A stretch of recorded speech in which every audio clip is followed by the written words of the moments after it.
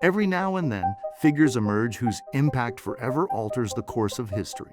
Artists with almost superhuman talent, capable of creating songs that transcend time and continue to resonate generation after generation. Paul McCartney and Michael Jackson undoubtedly belong to that select group of legends, two fundamental pillars of music's golden age. But what happens when two giants meet? What if behind the shared success and unforgettable songs there was also a genuine friendship, marked by admiration, closeness, and an irreparable rift between them?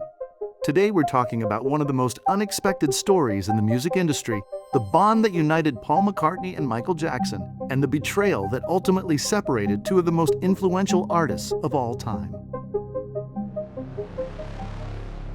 The arrival of the 1980s found Paul McCartney in a period marked, above all, by loss. Following the definitive breakup of Wings, the group he had led during the previous decade, and the devastating impact of John Lennon's murder, the former Beatle found himself immersed in a period of mourning and deep introspection. The tragedy led him to isolate himself, both personally and creatively, finding in music once again his main refuge while he processed the tragic events at his country house. It was just a few weeks after John's death that he received an unexpected call. At first, the soft voice on the other end of the line made him think it was an anonymous fan. However, he soon realized it was Michael Jackson, the young and talented artist who was just beginning his solo career. For Jackson, the start of the new decade was driven by a clear ambition to establish himself as the biggest pop star in the world. The overwhelming success of Off the Wall, his debut album, marked a fundamental turning point and encouraged him to leave behind the sweet, youthful image associated with the Jackson 5, the group he shared with his brothers. Although the album's success was undeniable, Michael saw it only as a starting point. His obsession was to find an innovative sound, and he knew that to reach the next level, he needed to appeal to a white audience. For this, it was crucial to have a world-renowned figure. This is how the collaboration with Paul McCartney came about, marking the beginning of one of the greatest musical partnerships. The first official collaboration between Michael and Paul was "The Girl Is Mine," a ballad centered on a playful rivalry for a girl's affections. This song was part of Thriller, the album that not only cemented Jackson's status as the king of pop by becoming the best-selling album of all time, but also demonstrated the great musical chemistry between the two, combining McCartney's melodic talent with Michael's distinctive rhythm. However, the peak of their musical collaboration, according to many, came shortly after. The duo achieved their greatest success the following year with Say, Say, Say, a noticeably more rhythmic song. This single, which was part of Paul's album PAIPSOVPIS, shot to the top of the charts worldwide, marking the beginning of a period of close collaboration between the two artists. Paul had become a role model for Michael, who was still learning to navigate immense fame and needed to manage a fortune that was growing at a dizzying pace. It was precisely for this reason that he turned to Paul for advice on how to invest his money. Paul's suggestion was simple. In his experience, the best business in the music industry was to invest in publishing catalogs, that is, to buy the copyrights to existing songs. It was a safe investment since every time a song was played, covered, or used for commercial purposes, those rights continued to generate steady income over time. McCartney had learned this the hard way. At that time, the rights to the Beatles' catalog were no longer in his hands due to an agreement signed years earlier by the band's manager. Both he and Lennon ended up with minimal control over their own compositions. Using himself as a reference, he advised Michael not to make the same mistake. What Paul never imagined was that this advice would ultimately backfire. Eventually, Michael followed his friend's advice to buy the rights. However, this triggered a conflict. Using information McCartney had shared, Jackson acquired ATV Music, the publishing company that controlled the valuable Beatles catalog.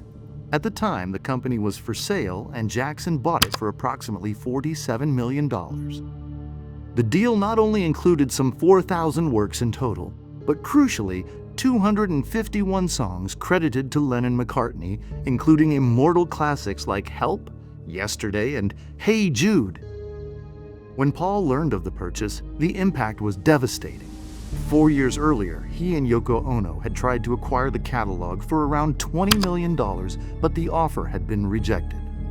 Now that same material was in Michael's hands. Immediately, Paul began efforts to recover the rights to his songs, but the purchase agreement was clear.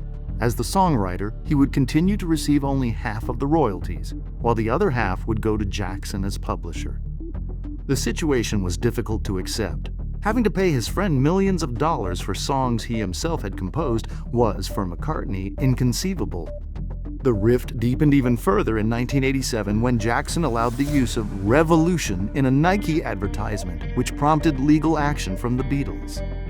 The band members held a firm ethical stance against the use of their songs in commercials, believing it devalued their work and seeking to prevent it from becoming a mere resource for the profit of large corporations.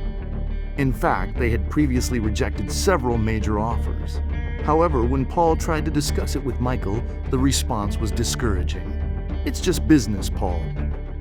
Shortly afterward, Michael also authorized the use of "All You Need Is Love" in a Panasonic commercial. And although McCartney continued to receive royalties as a co-writer, the conflict had ceased to be purely economic and had become symbolic. It represented the painful feeling of having lost moral control over their own artistic legacy. Finally, Michael Jackson tragically passed away in June 2009, leaving the situation regarding the rights to the Beatles' songs unresolved. But the story didn't end with his death. In 2016, Sony acquired the remaining portion of the catalog from Michael's heirs for several million dollars, thus consolidating full control of the compositions. This outcome inevitably leaves a bitter taste, not only because of the conflict between two icons, but also because of what it reveals about the fate of their legacies. Over time, McCartney managed to slowly and partially regain creative and financial control over his own work. But beyond taking sides between one artist or the other, this story teaches us about the value of what one creates and the responsibility to protect it. Songs, like friendships, are not mere interchangeable goods. They are intimate extensions of those who make them possible. In an industry where everything seems to have a price, this story reminds us that true wealth lies not only in contracts and figures, but in the pride of owning something of one's own. Because, despite the ups and downs of the market, the most lasting and honest relationship remains that of the artist with their art.